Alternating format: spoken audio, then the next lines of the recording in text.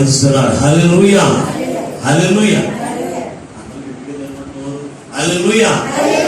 దేవుని స్తోత్ర, హల్లెలూయా. ప్రభునందు అత్యంత ప్రియమైనటువంటి దేవుని బిడ్డారా, ఇప్పుడు మన ప్రభువును లోక రక్షకుడైన యేసుక్రీస్తు అతి శుభమైన నామమును బట్టి చేరువన్న మీకు అందరికీ కూడా పేరు పేరు హృదయపూర్వక వందనాలు తెలియపరుస్తున్నాను. ఈ వాక్యం వీక్షిస్తున్న మీకు అందరికీ కూడా పేరు పేరు హృదయపూర్వక వందనాలు తెలియపరుస్తున్నాను. దేవుని యొక్క మహాకృపను బట్టి మరొక పర్యాయము ప్రభు యొక్క సన్నిధిలోనికి నడిపించబడి ఈ నూతనమైన సంవత్సరంలో మరొక పునరుద్ధరణ దినంలోకి దేవుడు మనం నడిపించి ఇటు రీతిగా దేవుని స్తుతించడానికి ఆయన మాటలు వినడానికి ప్రభు చూపిన కృపను బట్టి మనకు ఎంతగానో ఆనందించవలసినటువంటి వారమై ఉన్నాం. ఈ యొక్క సమయంలో పరిశుద్ధ గ్రంథంలో నుంచి దేవుని యొక్క వాక్య ధ్యాన నిమిత్తము ఒక మాటని రోజున దేవుని యొక్క వాక్యముగా మనం నేర్చుకుందాం. అపోస్తలుడైన పౌలు కొరింథీయులకు రాసినటువంటి మొదటి పత్రిక 14వ అధ్యాయము మొదటి 3 వచనాలు వాక్య ధ్యానం చేసుకుందాం. ప్రేమ కలిగి ఉండుటకు ప్రయాసపడుడి, ఆత్మ సంబంధమైన వరములను ఆసక్తితో అపేక్షించుడి. విశేషముగా మీరు ప్రవచన వరమును అపేక్షించుడి. ఎందుకనగా భాషతో మాట్లాడేవాడు మనుషులతో కాదు, దేవుడితోనే మాట్లాడుచున్నాడు. మనుషుడెవడను గ్రహింపుడు కానీ వాడు ఆత్మ వలన పలుకుచున్నాడు. క్షేమాభివృద్ధియు హెచ్చరికయు ఆదరణయు కలుగునట్లు ప్రవచించువాడు మనుషులతో మాట్లాడుచున్నాడు. భాషతో మాట్లాడువాడు తనకే క్షేమాభివృద్ధి ప్రవచించువాడు సంఘమునకు క్షేమాభివృద్ధి కలుగచేయును. చిన్న ప్రార్థన చేసుకుని వాక్యం నేర్చుకుందాం. ప్రభువా, నీవు నాతో మాట్లాడినని ఎవరికి వారి ప్రార్థన చేయండి. మహాపరిశుద్ధుడమును ప్రేమ స్వరూపైన దేవా, మీకు లెక్కలేని వందనాలు, స్తోత్రాలు. అయ్యా, ఈ నూతనమైన సంవత్సరంలో మరొక పని మీ పాద సన్నిధికి చేరి నీ మాటలు మేము ధ్యానం చేస్తుండగా మీ పక్షమైన బడి దాసుని సిలువ చాటున మరుగుపరిచి 7 ఆత్మశక్తి చేత అభిషేకిని బలపరిచి నీ దాసుని నోట నీ మాట వచ్చి మన అందరితో సూటిగా మాట్లాడించమనగా వెనగలుగు చెవి గ్రహించగల మనస్సు లోబడి అనుసరించి నడిచిన మీ మనస్సు అయ్యా ప్రతి పిల్లలైన వారు పరిగెలుపు చేసి మీ రాకడకు ఆయుక్తపరచమని అది త్వరలో పెళ్లి కుమారుగా రానియున్నా యేసు నామమున ప్రార్థించి వెళ్ళికొనుచున్నాము పరమ తండ్రి, ఆమేన్. ప్రభునందు అత్యంత ప్రియమైనటువంటి దేవుని బిడ్డారా, ఈ చదవబడిన వాక్య భాగములో పరిశుద్ధాత్మ దేవుడు మనతో మాట్లాడుచున్న అంశము ఏమయ్యున్నదంటే, సంఘమునకు క్షేమాభివృద్ధి కలగాలంటే సంఘము ఏ ఏ లక్షణాలు కలిగి ఉండాలో దేవుని వాక్యముల నుంచి కొన్ని మాటలు మనం నేర్చుకుందాం. నూతన సంవత్సరం రాగానే మనమందరం కూడా కోరుకునేది కుటుంబం అంతా కూడా క్షేమంగా ఉండాలి. నీవు క్షేమంగా ఉండాలి, నీ బిడ్డలు క్షేమంగా ఉండాలి. నువ్వు చేస్తున్నటువంటి ఆ యొక్క ఉద్యోగమే కావచ్చు, పని పాటలే కావచ్చు, ఏదైనప్పటికీ కూడా ప్రతిదీ కూడా క్షేమంగా ఉండాలని కోరుకుంటూ ఉంటాం. దానితో కలిసి మనము మరొక లక్షణాన్ని మనం కలిగి ఉండాలి. ఏమిటంటే సంఘమంతయు కూడా క్షేమాభివృద్ధి పొందుతూ ఉండాలి అనేటువంటి ఆలోచన మనం కలిగి ఉండాలి. కనుక దేవుని బిడ్డారా, ఈ సంఘమంతా కూడా క్షేమాభివృద్ధి ఎప్పుడు కలిగి ఉంటారో ఇప్పుడు చదవబడిన వాక్య భాగంలో 4 విషయాలు అక్కడ రాస్తున్నాడు దేవుని బిడ్డారా. ఒకటి, ప్రేమ కలిగి ఉండండి. చూడండి దేవుని బిడ్డారా, ఇక్కడ చూసినప్పుడు 4 విషయాలు ఒకటి కనపడుతూ ఉన్నాయి. ఒకటి ప్రేమ, రెండవది మనం చూసినప్పుడు ఆత్మ సంబంధమైన వరములు. ఈ మాటలో చూడండి, ఇక్కడ క్షేమాభివృద్ధి సంఘము కలిగి ఉండాలంటే ఒకటి ప్రేమ కలిగి ఉండాలి, రెండవది ఆత్మ సంబంధమైన వరములు కలిగి ఉండాలి, మూడవది పరిశుద్ధాత్మ మాటలు కలిగి ఉండాలి, నాలుగవది ఆదరణ కలిగినటువంటి జీవితము కలిగి ఉండాలి. 5వ మాటలకి మనకు వచ్చినప్పుడు ప్రవచించేటువంటి పరిచర్య ధర్మము కలిగినటువంటి జీవితము మనం కలిగి ఉండాలి. ఈ 5 లక్షణాలు ఏ సంఘంలో అయితే ఉంటాయో ఆ సంఘములకు క్షేమము, అలాగే సంఘము దినదినము కూడా అభివృద్ధి చెందుతూ ఉంది. ఈ లక్షణాలు సంఘానికి లేకపోతే సంఘములో అభివృద్ధి ఉండదు, సంఘానికి క్షేమం ఉండదు. దేవుని బిడ్డారా, ఈ రోజున మన సంఘమే కావచ్చు, ఈ వాక్యం వింటున్న ఏ సంఘమైనప్పటికీ కూడా ఆ సంఘము క్షేమము కలిగినటువంటి సంఘముగా, అంటే ఆశీర్వాదకరమైన సంఘముగా, ఆ సంఘము అభివృద్ధి చెందినటువంటి సంఘముగా ఉండాలి అంటే ఆ సంఘ బిడ్డలందరికీ కూడా కలిగి ఉన్న లక్షణం ఏంటంటే ఈ 5 లక్షణాలు కూడా కలిగి ఉండాలి దేవుని బిడ్డ. ఆనాటి కాలంలో ఈ 5 లక్షణాలు కలిగినటువంటి ఒక సంఘం ఉంది. ఆ సంఘం పేరు యూదియా. సమరయులందరూ కూడా ఈ 5 లక్షణాలు కూడా కలిగి ఉన్నారని చూద్దాం ఒకసారి. అపోస్తలుల కార్యముల గ్రంథము 9వ అధ్యాయం 31వ వచనం మనం చూడగలిగినట్లయితే ఇక్కడ ఒక సంఘమును గురించి ఇక్కడ రాయబడి ఉంది. చూడండి ఒకసారి. కావున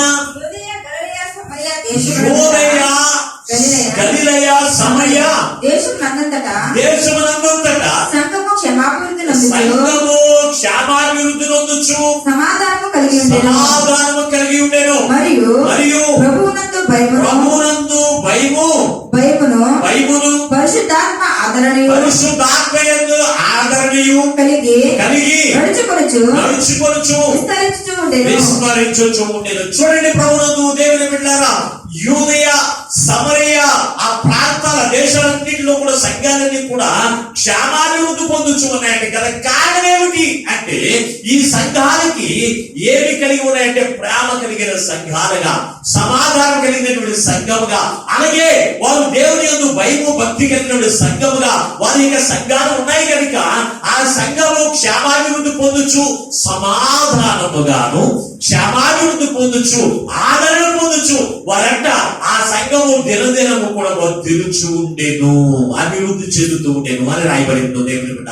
ఈ రోజున మన యొక్క సంఘమే కాదు, ఏ సంఘానికైనా సరే క్షేమాభివృద్ధి కావాలి అంటే సమరయులు అనగానే వారందరూ కూడా అట్టరాని వారిగా చూసేటువంటి వారు. అటువంటి వారే దేవుని యొక్క వాక్యమును విని వారందరూ కూడా దేవుని యొక్క ప్రేమలో పెరిగినటువంటి వారిగా, దేవుని యొక్క ఆత్మీయ వరముల చేత నింపబడినటువంటి వారిగా, పరిశుద్ధాత్మ యొక్క వరముల చేత నింపబడి పరిశుద్ధాత్మ మాటలు మాట్లాడుతూ ఆదరణ కలిగిన జీవితమును పొందుతూ వారి పరిచర్య ధర్మం పొందుతూ వారు జీవిస్తూ వారి యొక్క సంఘాలను కూడా దినదినము కూడా క్షేమాభివృద్ధి పొందుతుంది.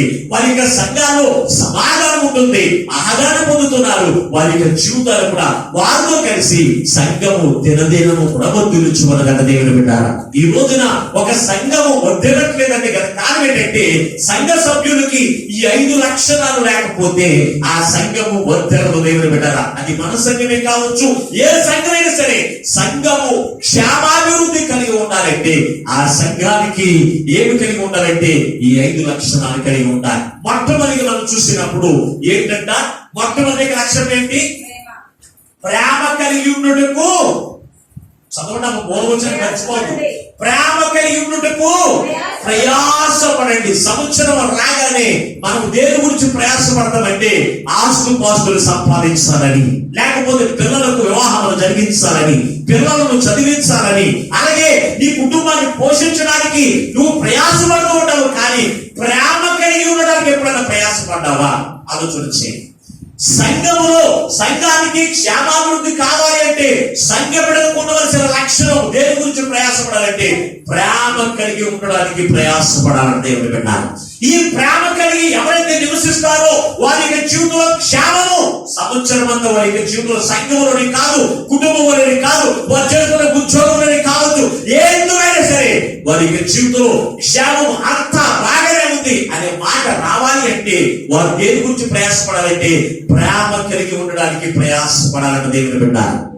ఈ రోజు నువ్వు దేని కొరకు ప్రయాసపడుతూ ఉన్నావు? ఇది ప్రేమ కలిగి నువ్వు జీవిస్తే సంఘములకు క్షేమాభివృద్ధి కలుగుతుందని దేవునికి వాక్యం ప్రకటిస్తున్నప్పటికీ కూడా నీ జీవితంలో ప్రేమ లేకుండా నీ జీవితంలో అందరూ కూడా కుట్రలతో కుతంత్రాలతో పనులతో నువ్వు రగిలిపోయి నీ జీవితంలో ఆ పాపము ద్వారా అనేకమైన నష్టాలు పాలైపోతూ ఉన్నావు కదా.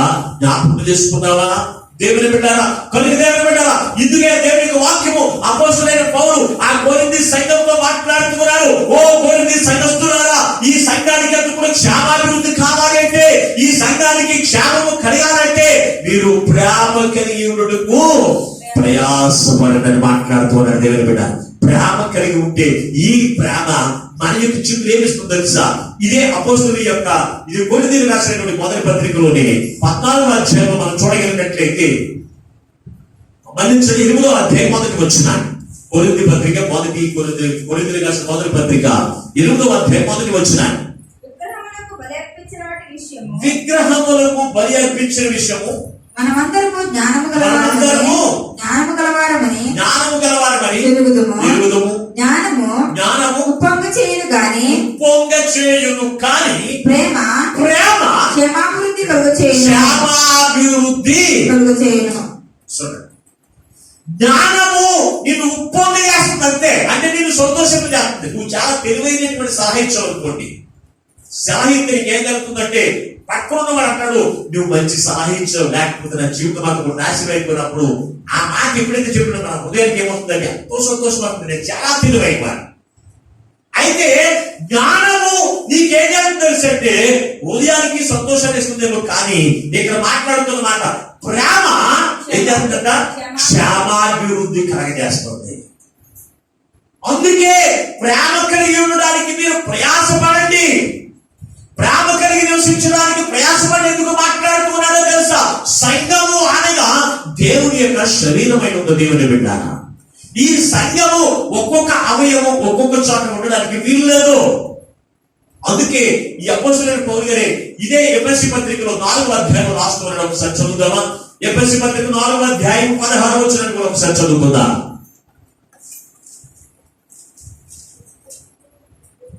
4వ అధ్యాయము 16వ వచనాన్ని ఆయన శిరస్సు అయి ఉన్నాడు. ఆయన నుండి సర్వ శరీరము చక్కగా అంచబడి తనలో ఉన్న ప్రతి అవయము తన తన పరిమాణం చొప్పున పరిచయించుండగా ప్రతి కీలు వలన కలిగిన బలము చేత అతకబడి ప్రేమయందు తనకు క్షేమాభివృద్ధి కలిగినట్లు శరీరమునకు అభివృద్ధి కలిగించుకున్నదట దేవుని బిడ్డ. ఇక్కడ చూడండి, సంఘమునకు శిరస్సు ఎవరంట? మన ప్రభువు యేసు క్రీస్తు ప్రభువారు శిరస్సు అయి ఉన్నాడు. అయితే ఆయనకి శరీరం ఎవరు తెలుసా? సంఘమంతా కూడా దేవుని బిడ్డారా. ఈ సంఘాలంతటిని కూడా దేవుడు చక్కగా అమర్చాడంటే దేవుని బిడ్డారా.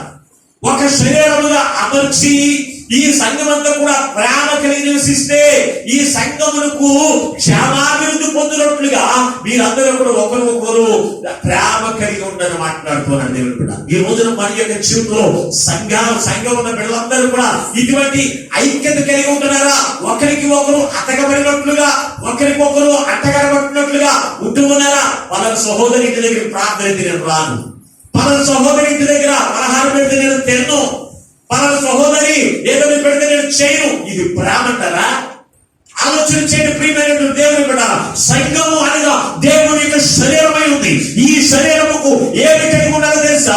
ప్రేమ కలిగి నువ్వు నివసిస్తేనే నీ జీవితంలో అభివృద్ధి పొందుతావు. ప్రేమ కలిగి నివసిస్తేనే నీ జీవితంలో ఇంతకంతకు అభివృద్ధి చెందుతూ విస్తరిస్తూ దేవుడి యొక్క అభివృద్ధిని క్షేమాన్ని కూడా పొందుకుంటాము దేవుని బిడ్డ.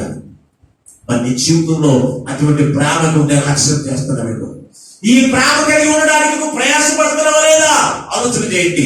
ప్రతిదానికి పొద్దుదల నేను మాట్లాడుకుంటూ ఉండడానికి నేను ప్రయాసపడతాను. పలానా వారితో నేను మాట్లాడా నా జీవితం అంతా కూడా మాట్లాడినట్లుగా మనం నివసిస్తూ ఉంటామే. దాని గురించి మనం ప్రయాసపడము కాదు, దాని గురించి మనం ప్రయాసపడము కాదు. ఏమి కలిగి ఉండడానికి? ప్రేమ కలిగి నివసించడానికి ప్రయాసపడండి దేవుని బిడ్డ. అప్పుడే నీ జీవితంలో ఏం పొందుకుంటావు తెలుసా? దేవుని యొక్క ఆశీర్వాదాలకు స్వతంత్రునిగా ఉంటావు. దేవుని యొక్క దీవెనకు నువ్వు స్వతంత్రునిగా ఉండాలి అంటే ప్రేమ కలిగి నివసించడానికి నువ్వు ప్రయాసపడాలి. ఒకవేళ నీ పక్కింటి వారికి కావచ్చు, నీ రక్త సంబంధులే కావచ్చు, నీకు దేని అన్యాయం చేసి ఉండవచ్చు, లేకపోతే నిన్ను బాధించి ఉండవచ్చు, కానీ అయినప్పటికీ కూడా నువ్వు ప్రేమ కలిగి ఉండడానికి నువ్వు ప్రయాసపడినట్లయితే దేవుడు నిన్ను అంతకంతకు దేవుడు నిన్ను ఆశీర్వదిస్తూనే ఉంటాడు దేవుని బిడ్డ.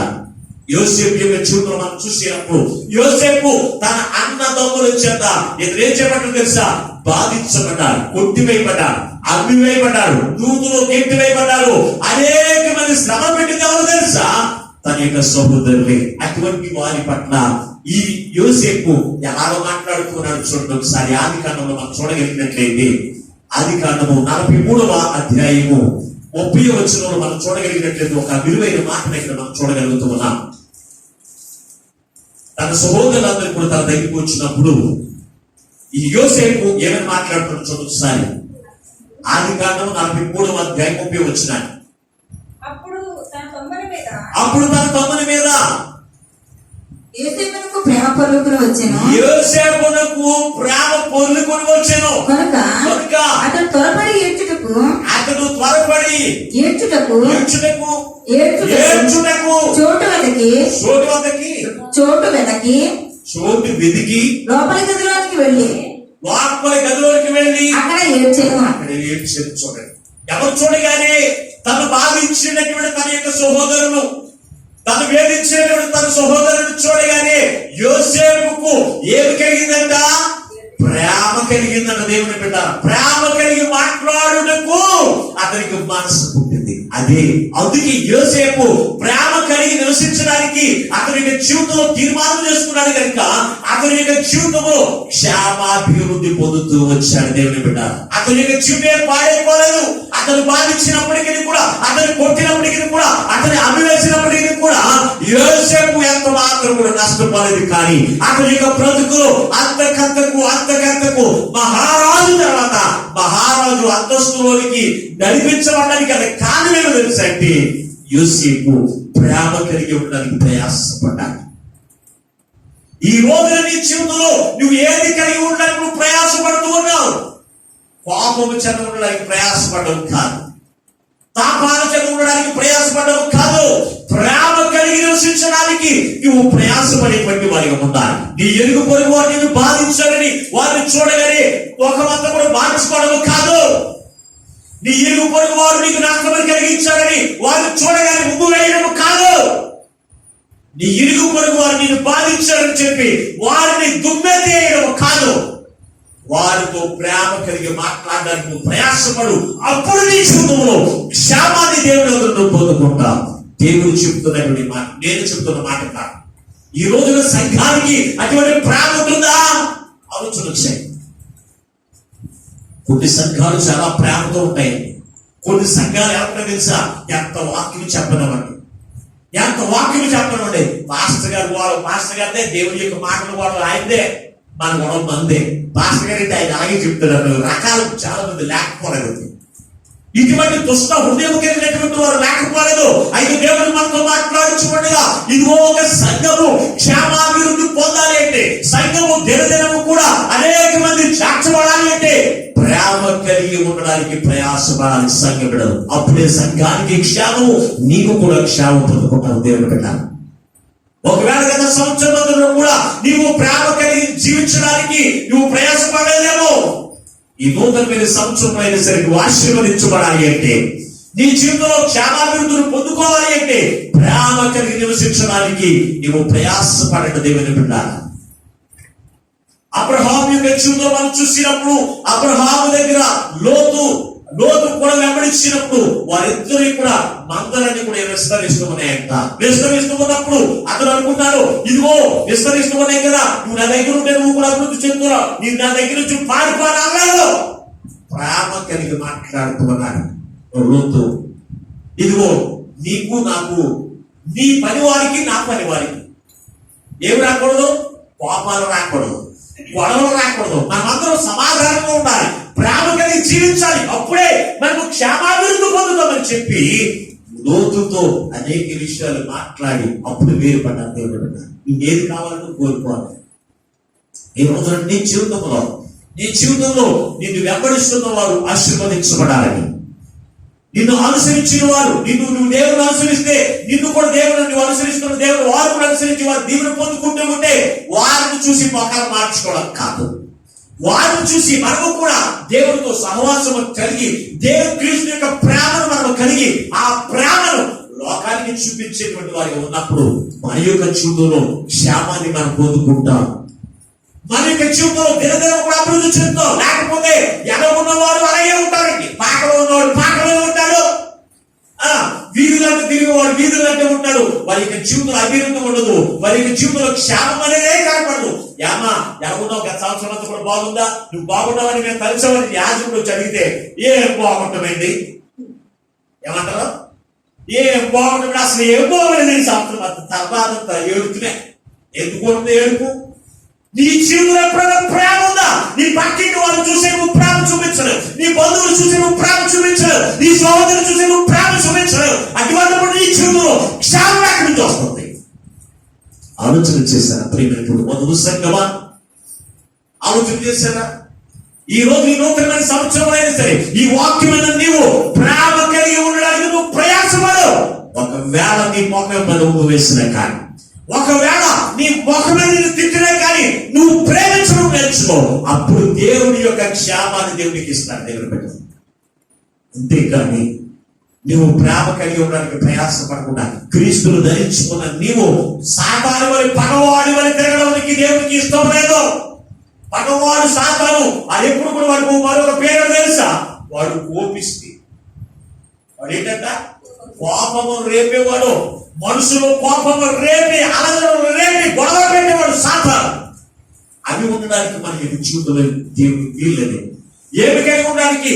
ప్రేమ కలిగి ఉండడానికి నువ్వు ప్రయాసపడు. అప్పుడు నీ జీవితంలో క్షేమాన్ని పొందుకుంటావు, అభివృద్ధిలోకి నడిపించబడతావు. యోసేపు తన అన్నల దగ్గర నుంచి త్రోసివేయబడినంత మాత్రాన అతను నష్టపడదు. ప్రేమ కలిగి ఉండడానికి ప్రయాసపడ్డాడు కనుక అతని యొక్క జీవితము దినదినము మహారాజే ఏం చేశాడు తెలుసా? నాదేమీ లేదు, ఒక సంతకం ఉంటే పెడతాను, మాకు మిగిలినంత నువ్వు చేయవలసిన పనే.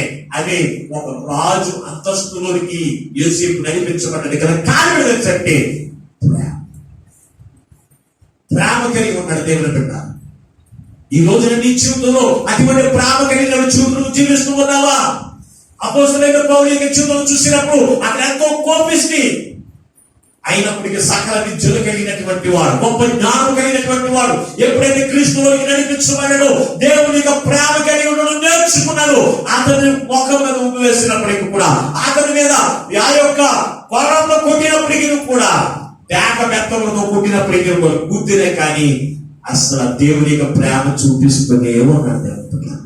అందుకే అతని పేరు జీవగ్రంథంలో లిఖించబడింది. అందుకే అతని గురించి దేవుని యొక్క నామమునకు మహిమ తెచ్చినటువంటి జీవితంలో అతను జీవించాడు కనుక అతను అంటున్నాడు, నా కొరకు జీవ కిరీటము దాచబడి ఉంది.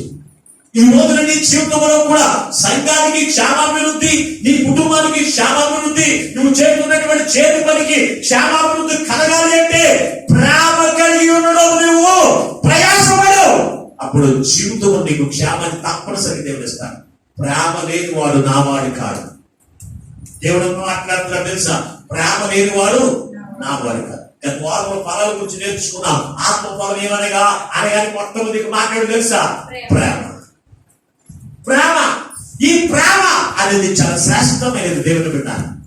ఈ ప్రేమ కలిగి ఉండడానికి ప్రయాసపడదాం. మరి యొక్క జీవితంలో క్షేమం పొందుకుందాం. రెండో దానిలోకి వచ్చినప్పుడు చదువు మధ్య మాట వచ్చిన ప్రేమ కలిగినకు ప్రయాసపడి ఆత్మ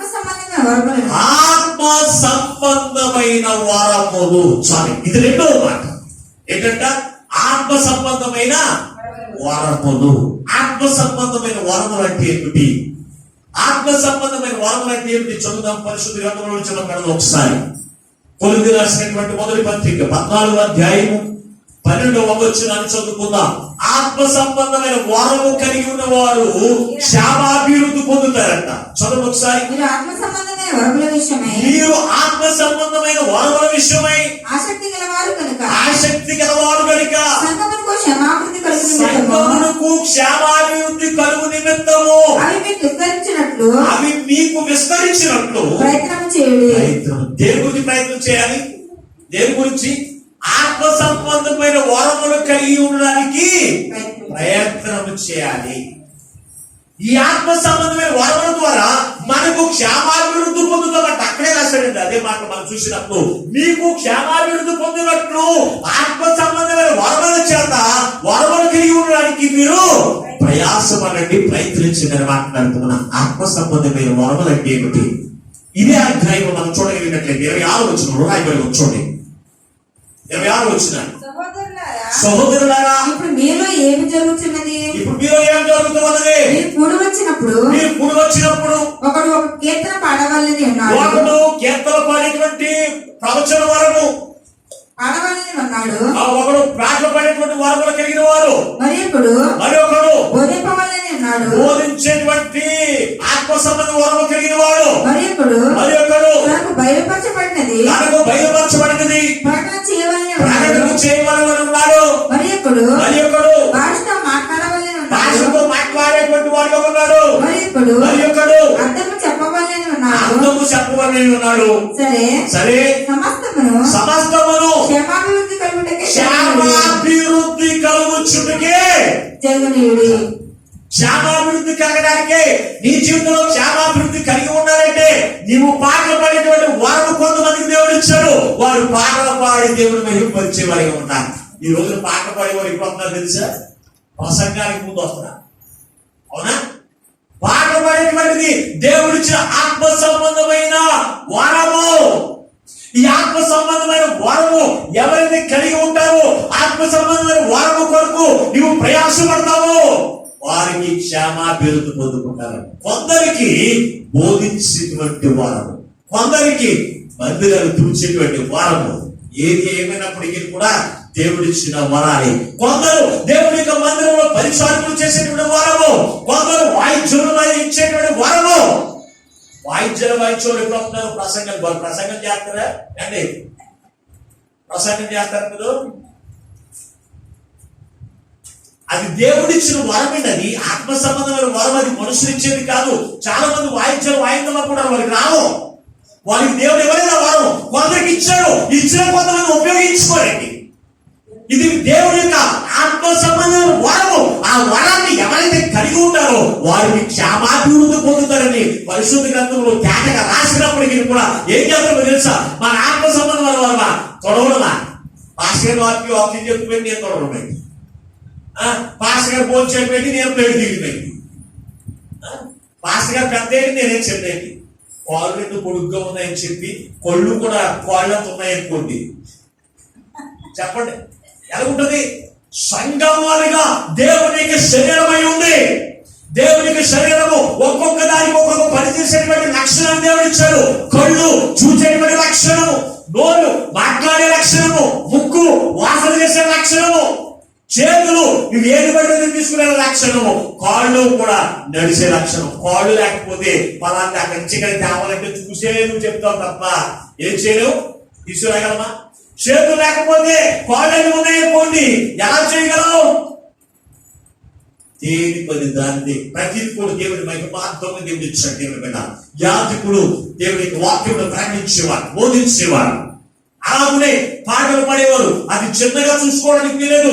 ఇదిగో వాళ్ళ నోటేమో అన్ని కూడా ఆ విలువైనవన్నీ కూడా పాస్టర్ గారు చేరిపోయి మీరంతా కూడా సంగతులు అందరికీ ఏం చేరిపోయింది. ఇటువంటి లక్షణాలు చాలా మందికి ఉంటాయి. ఇటువంటి వాడు జ్ఞానం పొందేవారు, ఏడ్చేవారు. పగతో దేవుడిచ్చిన ప్రవచన ఆ యొక్క ఆత్మీయ వరాన్ని పక్కన పడేసి ఏం చేస్తారంటే తిరుగుతూ వారి యొక్క జీవితంలో క్షేమము లేకుండా, అభివృద్ధి లేకుండా జీవించేటువంటి క్రైస్తవులు ఈ లోకంలో అనేక మంది ఉన్నారు. ఈ రోజున నీ జీవితంలో, ఈ నూతనమైన సంవత్సరంలో నీ బ్రతుకులో క్షేమాన్ని చూడాలి అంటే, నీ బ్రతుకులో అభివృద్ధి చూడాలి అంటే నీవు చేయవలసిన పని ఒకటి, ప్రేమ కలిగి ఉండడానికి నువ్వు ఆలోచన కలిగి ఉండాలి. రెండవది ఏం కలిగి ఉండడానికి? ఆత్మ సంబంధమైన వరము. మోషేకు ఏ వరం ఇచ్చాడు తెలుసా? మోషేకు యాజకుడి యొక్క వరం ఇచ్చాడు. అహరోనికి యాజకుడు యాజకత్వం చేసే వరాన్ని కూడా ఇచ్చాడు. అయితే తన సహోదరు ఒకడు ఉన్నారు, మోషే అక్క. మోషేకు అక్క ఎవరా పేరు? మిరియాము. మిరియాముకు పాటలు పాడి అవకాశం ఇచ్చాడు. అయితే మిరియాం అనుకుంది, నేను పాటలు ఒకటేనా, పాటలు ఒకటే పాడతానా, వాక్యం నేను చెప్పగలను, ఆరాధన నడిపించగలను. ఇదిగో దేవుడు యాజకుల ద్వారా మాట్లాడతాడా, నాతో మాట్లాడలేడా, నాతో కూడా మాట్లాడాలని చెప్పి తనలో తానే అనుకున్నాడు మనసులో. అది ఎవరున్నారు? మోషే. మోషే తిరిగి నడుస్తుంది. అది ఎవరున్నారు? నీవు దైవజనుడు లేదా సడుక్కున్న పద్ధతిలో సడుగును కూడా దేవుడు పెట్టాడు. మీరు అనుకుంటారు పాస్టర్ గారు ఎక్కడ ఉన్నారో తెలియదు అనుకుంటారు. మీ మరి ప్రతి మాట కూడా దేవుడికి తెలిసి. పాస్టర్ గారికి తెలిసిన ఉపయోగం ఏముంది? పాస్టర్ గారికి తెలిసిన ఉపయోగం ఏముందా? ఒకవేళ సంఘ సహోదరు ఏమైనా బాధపడుతుంది అని చెప్పి ఏం అనలేకుండా ఉండొచ్చాను. కానీ దేవుడు మాత్రం ఊరుకునే దేవుడు కాదు. దేవుడు నీకు ఇచ్చిన ఆత్మ సంబంధమైన వరమును నువ్వేం చేయకూడదు తెలుసా? చిన్న చూపు చూడడానికి వీలు లేదు. ఈ మిరియం అనుకుంటే ఇదిగో నేను పాటలు పాడలేంటి, నేను పాటలు పాడి రోజు పాట పాడిపోయినా, రోజు పాస్టర్ గారు వాక్యం చెప్తుపోయినా అనుకున్నాను. దేవుని బిడ్డ అనుకుని ఏం చేసింది? మనసులో చెడ్డ తలంపు వచ్చింది. చెడ్డ తలంపును బట్టి ఆ తలంపు దేవుడు విన్నాడు. విని ఏమని మాట్లాడుతున్నాడు? మోషే ఇదిగో నీ సహోదరు మిరియాముని ఆహారం తీసుకుని దేవుడు మందిరానికి ఒకసారి అన్నాడు. దేవుడు ఎందుకు రమ్మన్నాడు మోషే కూడా తెలియదు. గమలు అందరూ కలిసి ఎక్కువ వచ్చారు, దేవుని యొక్క మందిరంలోకి వచ్చారు. వచ్చినప్పుడు మిరియాముతో దేవుడు మాట్లాడుతున్నాడు, మోషేను నేను ఏర్పాటు చేసుకున్న దైవజనుడు, నేను నిన్ను ఏర్పాటు చేసుకోలేదు. నీకు ఒక ఆధిక్యత ఇచ్చాను, ఆత్మ సంబంధమైన వరం ఇచ్చాను. ఆ వరాన్ని ఎందుకు ఇచ్చాను చూపుతున్నావు అని చెప్పి అక్కడి నుంచి వెళ్ళిపోయాడు దేవుడు. వెళ్ళిపోతే ఏమైందో తెలుసా? తెల్ల కుష్ఠరోగం వచ్చి ఎవరు పట్టుకుంది? మిరియామును పట్టుకుంది. కానీ కారణం తెలుసు అంటే ఆమెకి ఇచ్చిన ఆత్మ సంబంధమైన వరాన్ని ఆమె చిన్న చూపు చూసిన దేవుడు పెట్టాలి. అందుకే పరిశుద్ధ గ్రంథంలో మాట రాస్తున్నాడు, చదువు ఒకసారి. రోమిలికి రాసిన పత్రిక 12వ అధ్యాయము 3వ వచనాన్ని ఒకసారి చదువుదాం. రోమిలికి రాసిన పత్రిక 12వ అధ్యాయం 3వ వచనాన్ని. తను తాను ఎంచుకున్న దానికంటే ఎక్కువగా ఎంచుకొనక దేవుడు ఒక్కొక్కరికి విభజించి ఇచ్చిన విశ్వాస పరిమాణం చెప్పున తాను స్వస్థ బుద్ధి గలవారొకటికై తగిన రీతిగా ఎంచుకొనవలెనని వారికి అనుగ్రహించబడిన కృపను బట్టి మీలో ఉన్న ప్రతి వారికి చెప్పుచున్నాను. ఒకడు ఎంచుకున్న దానికంటే ఏం చేయకూడదంట? ఎక్కువగా ఎంచుకోకూడదు. ఈ రోజున ప్రపంచంలో ఎక్కువ సంఘాలు కలిగి కారణం తెలుసా? ఎక్కువగా ఎంచుకున్న వాళ్ళు చాలా మంది ఉన్నారు. ఆయన వాక్యం చేస్తున్నది నేను చెప్పబోతున్నాను. నాకు 10 మంది కుటుంబాలు ఉన్నాయి. నేను సంఘం పెట్టుకుంటాను అనుకున్నాను. అంటే మీరు ఏం చేస్తున్నారంటే దేవుడు నీకు ఒక కృపవరం ఇచ్చాడు. ఏమిటే వారం? పాట పాడేవారు. నీకు ఒక కృపవరం ఇచ్చాడు, ఆరాధన చేసేవారు, ప్రార్థించేవారు. అలాగే దేవుని మందిరం చేసే పరిచయం చేసేవారు. ఇవన్నీ కూడా దేవుడు ఇచ్చిన ఆత్మ సంబంధమైన కృపా వరములు దేవుని పెట్టారు. వీటిని దానికంటే మనం ఏం చెప్పకూడదంటే ఇదిగో నేను రోజు ఈ పని చేయడం పెట్టి నేను బలిపెట్టి ఎక్కేద్దాం అనుకున్నాడు. ఈ లోపం ఏమైపోయాడు? ఉన్న చెయ్యి కాస్త ఎండిపోయింది. అతను ముందు మహారాజుగానే ఉన్నాడు. అతనికి ఉన్న దానికంటే ఎక్కువ ఎంచుకున్నాడు. అందుకే అతని యొక్క జీవితంలో క్షేమానికి బదులు ఏం పొందుకున్నాడు తెలుసా? శాపానికి పాత్రుడైపోయాడు. ఈ రోజు నీ జీవితంలో కూడా దేవుడు నీకు ఇచ్చిన కృపావారాన్ని తక్కువగా చూసుకోవడానికి వీలేదు. దేవుడు ఏ కృపావారం ఇచ్చినా అది ఎంతో విలువైనది. అది ఎంతో విలువైనది దేవుడు బిడ్డ. ఇదే అధ్యాయం మనం చూడగలిగట్లేదు. 7వ వచనంలో ఉన్న మాట కూడా చదువుదాం. అది చాలా విలువైనది. దేవుడు మనకి ఇచ్చిన కృపవరాలు, మనకు అనుగ్రహించబడిన కృప చొప్పున దేవుని కృపావరమును కలిగి కనుక ప్రవచనవరమైతే విశ్వాస పరిమాణం చొప్పున ప్రవచించుము. పరిచర్య అయితే పరిచర్యలోను, బోధించువాడైతే బోధించుటలోను, హెచ్చరించువాడైతే హెచ్చరించుటలోను పని కలిగి యుద్ధము. రాశాడు అక్కడ, రాశాడా? మరి ఆ పని కలుగుతున్నారు ఈ రోజున. బోధించేవారు బోధించడం మానేడు. యాజకులు బోధించడం మానేస్తారా? మరి హెచ్చరించేవారు హెచ్చరిస్తారు. సంఘానికి పెద్దలు దేవుడు ఇచ్చాడు తెలుసా? సంఘము అన్ని విషయాల్లో వారి హెచ్చరికలు సంఘ పెద్దల మాటలు వినేవారిగా ఉండాలి. ఈ రోజున సంఘ పెద్దలుగా నివసిస్తేనే, సంఘ పెద్దలుగా వారు ఆలోచన చేస్తేనే వారు మాట్లాడతారు. కానీ ఇష్టం వచ్చినప్పుడు దేవుని యొక్క మందిరానికి వచ్చి కష్టం వచ్చినప్పుడు మానేసి వారు సంఘ పెద్దలు కానే కాదు, దేవుని పెట్టారు. అటువంటి వారు మన సంఘం ఎక్కడంటారు? ప్రతి విషయంలో కూడా దేవుని యొక్క దాసుడికి అట్టపట్టుకున్నవాడుగా దేవుని యొక్క దాసుని వెంబడి నివసిస్తూ జీవిస్తూ ముందుకు కొనసాగిన పెద్దలు దేవుని పెట్టారా? అటువంటి వారు బోధించేవారు బోధిస్తూ ఉండగా, హెచ్చరించేవారు హెచ్చరిక చేయాలి, పరిచయం చేసేవారు పరిచయం చేయాలి. ఆ ప్రతి నెల పరిచయం చేయాలి. ప్రతి వారం నేను మందిరానికి అడగాల. మరి దేవుడు ఏమన్నారు? పరిచర్య చేసేవారు పరిచర్యలోను, పాటలు పాడేవారు పాటలు పాడటంలోను, హెచ్చరిక చేసేవారు హెచ్చరిక చేయట్లోను, బోధించేవారు బోధించే పనిలోను వారు కలిగి ఉండండి. వారికి క్షేమాభివృద్ధి పొందుకుంటారంటే ఈ రోజు నీ జీవితంలో క్షేమము రాలేదు అని ఏడవడం కాదు. క్షేమము రావడానికి నీ జీవితంలో దేవుడు నీకు ఇచ్చిన ఆత్మ సంబంధమైన వరమును నువ్వు పక్కన పెట్టి తిరుగుతున్నావేమో, దాన్ని చిన్న చూసుకుంటున్నావేమో. దేవుడి మీద జాగ్రత్త. దేవుడు నీకు ఆత్మ సంబంధమైన వరమును ఇచ్చాడంటే దాని ద్వారా నీకు క్షేమాన్ని దేవుడు తప్పనిసరిగా ఇస్తాడు. దాని ద్వారా నీ జీవితంలో ఆశీర్వాదం వచ్చేది నీ పునరుద్ధరణ దేవుడు పెట్టాలి. ఒక తల్లి దేవుడి యొక్క మందిరంలో ఒక పరిచారకురాలుగా ఉండేది. పరిచారకురాలుగా దేవుడి యొక్క మందిరాన్ని కడగడం, దేవుడి యొక్క పని చేస్తూ ముందుకు కొనసాగే కూడా ఒక తల్లి ఉంది. ఆమెకు ఒక కుమారుడు కలిగి ఉన్నాడు. ఆ కుమారుడు చదివించిన తర్వాత ఆ కుమారుడు ఎంఆర్ఓ గారు అయ్యాడట. ఎంఆర్ఓ గారు అయిపోయిన తర్వాత అతడు దేవుడి యొక్క మందిరంలో భోజనాలు పెట్టుకుంటున్నప్పుడు ఇస్తారాలకు ఇచ్చేవాడంట. దేవుడి బిడ్డ పరిచయం, దేవుడు నాకు ఒక పరిచయం దేవుడు నాకు ఇచ్చాడండి, ఈ పరిచయం నేను చేయాలి. యాజకుడు అతనికైనా తక్కువగా చదువుకున్నవాడే, 10వ తరగతి అయినప్పటికీ కూడా ఎంఆర్ఓ గారు ఎంత చదువుకుంటారు. అటువంటి వాడు యాజకుడితో పోల్చుకోలేడు. యాజకుడు పరిచయం, యాజకుడు ఎదుట చేతులు కట్టుకుని ఉండేవాడు ఎంఆర్ఓ గారు. ఈ రోజున యాజకుడి దగ్గర ఎవరు ఉంటారండి? ఈ రోజు చిన్న ఉద్యోగం ఉంటే చాలు, పాస్టర్ గారు లెక్క చేయకండి. ఆస్తిపాస్తులు ఉంటే పాస్టర్ గారు మాకు లెక్క చేయకండి.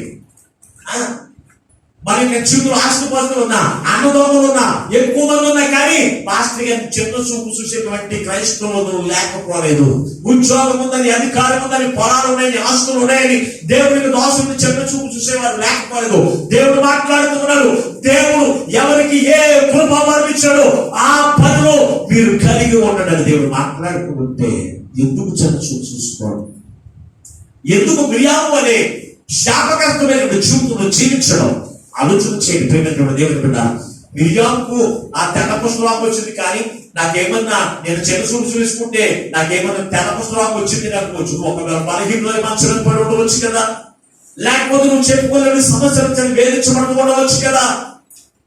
మిరియాము అవమానంతో కూర్చుని ఉన్నది. దేవుడు బిడ్డ, ఇశ్రాయేలు ప్రజలతో కలవలేదు. తెల్ల కుష్ఠరోగులు మనుషులు కలవడానికి ఒప్పుకోరింది. కుష్ఠరోగం ఉన్న వారితో ఎవరైనా సహవాసం చేస్తారా? చేయరు. అయినప్పటికీ కూడా ఈమె అలా ఏడుస్తూ ఉంటే తన అన్నయ్య అహరోను మోషేతో మాట్లాడుతున్నాడు. మోషే, ఉన్న మన సహోదరి గురించి దేవుడికి విజ్ఞాపన చేయి, వేడుకున్న దాన్ని బట్టి ఆమెకు కుష్ఠరోగం కుదిరి అప్పుడు తన ఫలితాలు చేయడం మొదలుపెట్టింది. ఈ రోజున 15 నుంచి విడిపించిన తర్వాత సరే, నువ్వు దేవుడు నీకు ఇచ్చిన ఆత్మ సంబంధమైన వరములో నువ్వు ఎదుగుచున్నావా అని ఆలోచన చేస్తే చాలా మంది దేవుడు ఇచ్చిన కృపవారిని పక్కన పెట్టి తిరుగుతున్నారు. దేవుడు ఇచ్చిన కృపవారిని కలిగి లేకపోతే నీ జీవితంలో క్షేమం ఉండదు, నీ బ్రతుకులో ఆనందకరమైన జీవితం ఉండదు, నీ బ్రతుకులో అభివృద్ధికరమైన జీవితం ఉండదు. నీ వల్ల సంఘానికి కూడా క్షేమాభివృద్ధి కూడా. కనుక దేవుని బిడ్డ ఆలోచన చేయండి. ఇది రెండవ మాట. ఒకటి ప్రేమ కలిగి ఉండవు, రెండవది కృపావరము కలిగి ఉండవు, మూడవది ఏంటంట భాషలు కలిగిన మాటలు మాట్లాడడం, మూడవది మాటలు పరిశుద్ధమైన మాటలు మాట్లాడినప్పుడు మన యొక్క జీవితంలో క్షేమాభివృద్ధి పొందుకుంటాం. మనం చదువుదాం ఒకసారి ఎఫెసీ పత్రిక 4వ అధ్యాయం 29వ వచనాన్ని చదువుకుందాం. ఎఫెసీ పత్రిక 4వ అధ్యాయం 29వ వచనాన్ని. వినువారికి మేలు కలుగునట్లు అవసరమును బట్టి క్షేమాభివృద్ధికరమైన అనుకూల వచనమే పలుకుడి కానీ దుర్భాష ఏది అయినను నీ నోట రానియకుడి. ఒకసారి మళ్ళీ చదువున్న వాక్యాన్ని. వినువారికి మేలు కలుగునట్లు అవసరమును బట్టి క్షేమాభివృద్ధికరమైన అనుకూల వచనములే మాట్లాడాల తప్ప దుర్భాష మాట్లాడడానికి వీల్లేదు. నువ్వు క్రీస్తువునికి రాకముందు నీ భాషను బట్టి అనేక మందికి మేలు లేవేమో, అనేక మంది నష్టపోయారేమో. దేవుని బిడ్డ, ఈ చదవబడిన వాక్య భాగంలో వినువారికి మేలు కలిగినట్లు నీవు మాట్లాడుతున్న ప్రతి మాట వినువారికి మేలు కలిగినటువంటి చూపు ఉండాలి. అంతేగాని నీ మాట వల్ల ఇతరులకు నష్టం కలిగించే మాటలు మాట్లాడడానికి వీలదు. ఈ రోజు కొందరు మాటలు మాట్లాడితే తీరని నష్టాలే, కష్టాలే, ఇబ్బందులే, శోధనలే, గొడవలే. అటువంటి మాటలు మాట్లాడితే మరి జీవితంలో క్షేమం ఉండదు, మరి జీవితంలో అభివృద్ధి ఉండదు. నీ బ్రతుకులో క్షేమం కలిగిన జీవితం కలిగి ఉండాలి అంటే, నీ బ్రతుకులో అభివృద్ధికరమైన క్షేమం కలిగిన జీవితం నీకు ఉండాలి అంటే నువ్వు ఎలా ఉండాలో తెలుసా? వినువారికి మేలు కలిగినట్లు, వినువారికి క్షేమాభివృద్ధి కలిగినట్లు నీ మాటలు ఉండాలి. నీ మాటలు ఎలా ఉంటున్నాయి? ఏ రోజు నన్ను ఆలోచన చేశారా? గత సంవత్సరంలో నీ మాటల ద్వారా అనేక మంది మేలులకు బదులు నష్టాలు పొందుకున్నారేమో, కష్టాలు పాలయ్యారేమో, ఇబ్బందులు పాలయ్యారేమో. ఈ వాక్యమైన నీవు నీ బ్రతుకులో వినువారికి మేలు కలుగునట్లు దుర్భాష మాట్లాడకుండా ఏం చేయాలి? మంచి మాటలేమో మాట్లాడు. నువ్వు దేవునికి సన్నిధికి వస్తున్నావు, నువ్వు బూతులు మాట్లాడుతూ ఉంటే దేవుని నామానికి మహిమ రాదేంటి? నువ్వు దుర్భాష మాట్లాడుతూ, పనికిరాని మాటలు నీ నోట మాట్లాడుతూ నువ్వు లోకంలో జీవిస్తూ ఉండగా నీ జీవితంలో క్షేమం ఎలా చూస్తా? నీ జీవితం అభివృద్ధి ఎక్కడ కనబడుతుంది? ఆలోచన చేస్తారు దేవుని బిడ్డ. సంఘము క్షేమాభివృద్ధి కలగాలంటే నీ పరిశుద్ధమైన మాటలు జీవితం ఉండాలి. విలువానికి మేలు కలుగునట్లు క్షేమాభివృద్ధి కలగైనటువంటి మాటలు మాట్లాడాలని దేవునికి వాక్యం మాట్లాడుతూ ఉంటే నీ మాటలు ఎలా ఉన్నాయి? ఈ నూతనమైన సంవత్సరంలో ఒక్కసారి ఆలోచన చేయండి. దుర్భాష నీలో ఉందేమో, ఉంటే కనుక అనాలు యెషయా ప్రార్థించినట్లు ప్రార్థన చేయి. యెషయా గ్రంథం 6వ అధ్యాయంలో మనం చూడగలిగినట్లయితే 3వ వచనంలో మాట్లాడుతూ ఉన్నాడు, ఇదిగో నేను అన్యుల మధ్యలో నివసిస్తూ ఉన్నాను. యెషయా గ్రంథంలో ఒకసారి యెషయా గ్రంథం 6వ అధ్యాయం 3వ వచనం చదువు ఒకసారి. పరిశుద్ధుడు పరిశుద్ధుడు పరిశుద్ధుడు సర్వలోకము ఆయన మహిమతో నిండి ఉన్నది. ఆయన గొప్ప స్వరముతో గాన ప్రతిగానములు చేయుచుండిరి. వారి కంఠస్వరమున కడప కొమ్మల పునాదులు కదులుచు మందిరము దోమము చేత నిండగా నేను అయ్యో నేను అపవిత్రమైన పెదవుల కలవాడు. మాట్లాడుతున్నాడు. నేను అపవిత్రమైన పెదవుల గలవాడను. అపవిత్రమైన పెదవుల కలిగిన జనుల మధ్య నివసిస్తున్నాను. నేను నశించితిని. ఎటువంటి వాడు తెలుసా? అపవిత్రమైన పెదవుల గల వారి మధ్య నివసించాను. అంటే వారు మాట్లాడుతున్న బూతులు ఎందుకు కూడా మాట్లాడేవారు. ఈ రోజు మనం కూడా అందరూ బూతులు తింటే నేను ఎందుకు కూడుకుంటానండి? ఏమంటా మనం క్రైస్తవులు క్రీస్తులు కలిగిన వాళ్ళు మన కూడా తిడితే నేను వాక్యాన్ని మాట్లాడాలా? వాక్యాన్ని మాట్లాడాలా? మన రోజు మాట్లాడుతుంటే నేనేమో దేవుని స్తుతించానా? ఒక సహోదరి పైపు దగ్గర దెబ్బలాడుకుంటాడట. క్రైస్తవురాలు దేవుని ఎలాగైనటువంటి కుమార్తె పైపు దగ్గర నీళ్లు దగ్గర తొంగులు వస్తా ఉంటాయి ఆలోడికి. నేను ముందంటే నేను ముందు, లేకపోతే ఒక బిందు కాబట్టి ఇంకో బిందు ఎక్స్ట్రా పట్టుకోవడం చూస్తూ ఉంటారు. అలాగే దెబ్బలాడుకుంటారట. దెబ్బలాడుకుంటూ ఉంటే ఎవరో ఒక అడ్డురాలు ఒక క్రైస్తవురాలు తిడుతుంది బూతులు. తిడుతుంటే ఈమె కూడా ఆమె కలిసి తిట్టేస్తుంది బూతులు. క్రైస్తవురాలు కూడా ఆమె తిడితే నేను ఊరుకుంటానని చెప్పి ఈమె కూడా తిట్టేస్తుంది. ఈరోజు పాస్టర్ గారు అదే గారట అక్కడికి వచ్చారట. అదే సమయానికి వచ్చినప్పుడు వెంటనే ఈమె చూసిందంట. పాస్టర్ గారు చూసి చూడగానే క్రైస్తవులు ఏం చేస్తారు? బూతులు మాట్లాడేవాడు కూడా ఇంకా మాట్లాడరు, ఏదో ఓపు బట్టి ఉంటారు. పాస్టర్ గారు వెళ్ళేవారు. అలాగే ఈమె ఏం చేసిందో తెలుసా? దేవుడికి స్తోత్రం పట్టు మొదలెట్టింది. అది ఇంకా తిడతానే ఉంది, ఇంకా తిడతానే ఉంటే ఏమి అంటుందంటే స్తోత్రం స్తోత్రం స్తోత్రం అంటున్నారు. ప్రభునికి స్తోత్రం ప్రభునికి స్తోత్రం అంటే ఆ అన్యురాలు ఈ దేవుని ఎగరినటువంటి కుమార్తె ఈ స్తోత్రం అనేది కొత్త బూత అనుకుందంట. స్తోత్రం స్తోత్రం అంటుంది, ఇది కొత్త బూత అనుకుంది. నీకే స్తోత్రం, నీ బాబుకే స్తోత్రం, నీ అమ్మకే స్తోత్రం అని మొదలెట్టిందంట. చూడండి ప్రభువుకు దేవుని పెట్టారా, ఈమె ఎప్పుడైతే భాష మారిందో ఎదుటి వారికి భాష కూడా మారిపోయింది. ఈ రోజు నువ్వు మాట్లాడుతున్న ప్రతి మాట ఇతరులైన వారి యొక్క భాష కూడా మారేదిగా ఉండాలి. ఉంటుందా? నీ బూతులు వారికి కొత్త బూతులు ఇచ్చేటువంటి జీవితం జీవించడం కాదు. వెలందరూ తెలుసా? నీ లాంగ్వేజ్ దుర్భాషను కూడా విడిచిపెట్టినప్పుడు నీకు క్షేమాభివృద్ధి దొరుకుతుంది. దాన్ని ఎంతో బాధ పెట్టేస్తున్నానండి, అందుకే బూతులు వస్తుంది. నేను ఇటువంటి క్రైస్తవులు ఉన్నది. నిన్ను బాధ పెడితే నువ్వు క్రీస్తుని కలిగి ఉన్నావు. దేవుడు ఏమైనా బూతులు మాట్లాడేవాడా? మాట్లాడరే? దేవుడు ఏమైనా దుర్భాష మాట్లాడేవాడా? లేదు కదా. నీ భాషను బట్టి ఇతరులైన వారు కూడా భాష నేర్చుకుంటారు. ఇతరులైన వారు కూడా దుర్భాష విడిచిపెట్టేటువంటి వారిగా ఉంటారు. అటువంటి వారే ఇతరు మాట్లాడుతున్నాడు, నేను అన్యజనుల మధ్య అపవిత్రమైన పెదవుల గల వారి మధ్య నివసించాను. అందుకే నా నోట పవిత్రమైన మాటలు మాట్లాడలేకపోతున్నాను, పరిశుద్ధమైన మాటలు మాట్లాడలేకపోతున్నాను. అయ్యా నన్ను తాకునాయన ప్రార్థన చేసిందంట. దేవదూత ఒక కాలు తీసుకుని వచ్చి తన పెదవులు తాకిందంట. అంతే, ఊరంతా మారిపోయింది. ఇంకా దుర్భాష అన్నది రావడం మానేసింది. అతని నోట దుర్భాషలను మాట్లాడడం మానేశాడు. ఎప్పుడు తెలుసా? పరిశుద్ధాత్మ అభిషేకం తన నోటిని తాకినట్టు.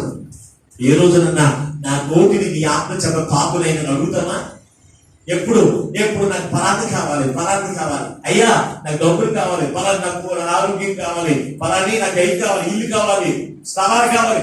ఎప్పుడు కూడా ప్రయాసపడతానే ఉంటాము. కానీ ఎప్పుడన్నా నా పెదవులన్నీ అపవిత్రమైన మాటలు మాట్లాడుతూ ఉన్నాయి, దుర్భాష మాట్లాడుతూ ఉంది. అందుకే నా జీవితంలో, నా కుటుంబంలో, నా సంఘానికి క్షేమం రావాలా? నా పెదవులను తాకింది నాయనా అని అడిగేవా ఎప్పుడన్నా? ఏమని పెట్టా? పరిశుద్ధ గ్రంథంలో మనం చూడగలిగినట్లయితే కీర్తనలు ఎవరు మాట్లాడుతున్న చూడ ఒకసారి. కొలస్సీ పత్రిక 4వ అధ్యాయం 6వ వచనంలో అపోస్తలుడైన పౌలు కొలస్సీ సంఘముతో ఒక మాట చెప్తూ ఉన్నాడు. చదువు ఒకసారి.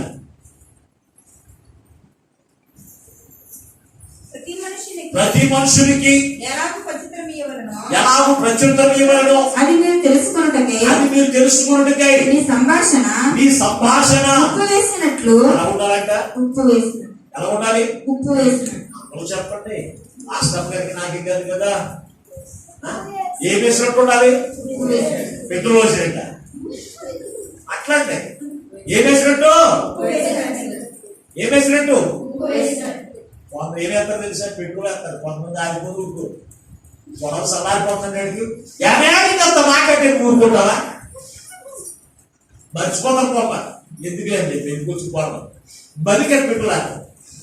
మరి ఇక్కడ ఏం వేసినట్టు ఉండాలన్నాడు? ఉప్పు వేసినట్లు కృపాసహితముగాను. ఎలా ఉండాలి? రుచికరంగా ఉండాలి. మీ మాట ఎలా ఉండాలి? ఎదుటి వారికి అబ్బా అన్నట్టు ఉండాలి. అవునా? మాసం కూర ఇవన్నీ మసాలాలు కేసాలు అన్ని వేసేసాం అనుకోండి, అన్ని వేసి ఉంటుంది. దాని గుసంత ఉపయోగపోతే అన్ని వేసి రుచుడు అన్నారుకో, నోట్లో పెట్టుకో. ఏంటి సప్పగా ఉందా? ఏమి లేకపోతేను? ఉప్పు లేకపోతేను. అయితే నీ మాటలు ఎలా ఉండాలి? ఉప్పు వేసినట్లుగా ఉండాలి, రుచికరంగా ఉండాలి. ఎదుటి వారికి మధురమైన అనుభూతిని కలిగించేవారిగా, ఎదుటి వారికి సంతోషాన్ని కలిగించేవారిగా, ఎదుటి వారికి ప్రత్యేక బాగా మర్చిపోయినట్లుగా మీరు ఎలా ఉండాలి తెలుసా? నీ మాటలు ఉండాలి. అంతేకాని పెట్రోల్ పోసినట్లుగా ఉండాలి. వీళ్ళు ఒకవేళ అలా ఉంటే నీ జీవితం ఏముండదు తెలుసా? క్షేమాభివృద్ధి ఉండదు, క్షేమం ఉండదు, అభివృద్ధి ఉండదు, సంఘానికి ఉండదు, నీ కుటుంబంలో కూడా అటువంటి అభివృద్ధికరమైన జీవితం ఉండదు. కనుక దేవుని పెట్టారా? అందుకే జ్ఞాని స్వరూపము సామెతల గ్రంథంలో ఒక విలువైన మాట కూడా రాసుకున్నాడు. చదువుదాం ఒకసారి. సామెతల గ్రంథం 16వ అధ్యాయం 24వ వచనం చదువుతారు. సామెతల గ్రంథం 16వ అధ్యాయం 24వ వచనాన్ని.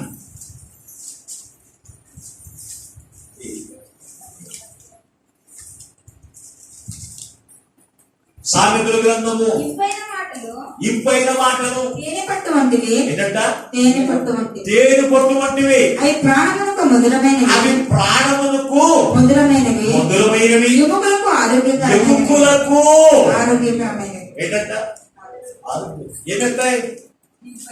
ఇంపైన మాటలు, మధురమైన మాటలు, దేవుని యొక్క వాక్యము కలిగినటువంటి మాటలు ఆ ఎముకలకు ఏం చేస్తాయంట? ఆరోగ్యం చేస్తాయి. చెడ్డ మాటలు కలిగి మాట్లాడితే కనుక, చెడ్డ మాటలు కలిగి నువ్వు జీవిస్తే కనుక నీ శరీరం బలహీనత తీసుకుని వస్తాయి. జాగ్రత్త. నీ బ్రతుకులో క్షేమము కావాలి అంటే, నీ జీవితంలో అభివృద్ధి కలిగిన జీవితం కావాలి అంటే, నీలో దుర్భాష నీలో నుంచి తొలగించుకునేటువంటి వారికి మనం ఉండాలి. దేవుని పెట్టాలి. తొలగించుకోకపోతే నువ్వు క్షేమం ఉండదు, నీ సంఘానికి క్షేమం ఉండదు. నీవే పచ్చి కూతురు మాట్లాడుతూ ఉండే వీధుల్లో ఇంకా దేవుడికి రావాలనుకునే వరకు రాలి. కనుక సంఘము అనగా క్రీస్తుని కలిగిన వారు ఏ మాట్లాడారు? పరిశుద్ధమైన మాటలు మాట్లాడితే వారికి క్షేమాభివృద్ధి పొందుకుంటారని దేవునికి వాక్యం చెబుతూ ఉంటే, నువ్వు ఏ మాటలు మాట్లాడుతున్నావు? నీ మాటల ద్వారా ఎలా ఉన్నాయి? కుటుంబాల్లో నాశనం అయిపోతున్నాయా? అహితోపేలు అనేవాడు జ్ఞానవంతుడే. దావీదు దగ్గర మహామంత్రిగా పనిచేసేటువంటి వాడు అహితోపేలు. అటువంటి వాడు ఎంత జ్ఞానం కలిగి ఉన్నప్పటికీ అతని మాటలు పెట్రోల్ పోసినట్లుగా ఉండేవి. అందుకే తన కుమారులే తండ్రి మీదకి చెప్పడానికి వచ్చేవాడు. ఉప్పు వేసినట్లుగా ఉండవంటే ఇతని యొక్క జీవితం మాట్లాడకుండా తెలుసంటే పెట్రోల్ పోసినట్లుగా ఉండేవి.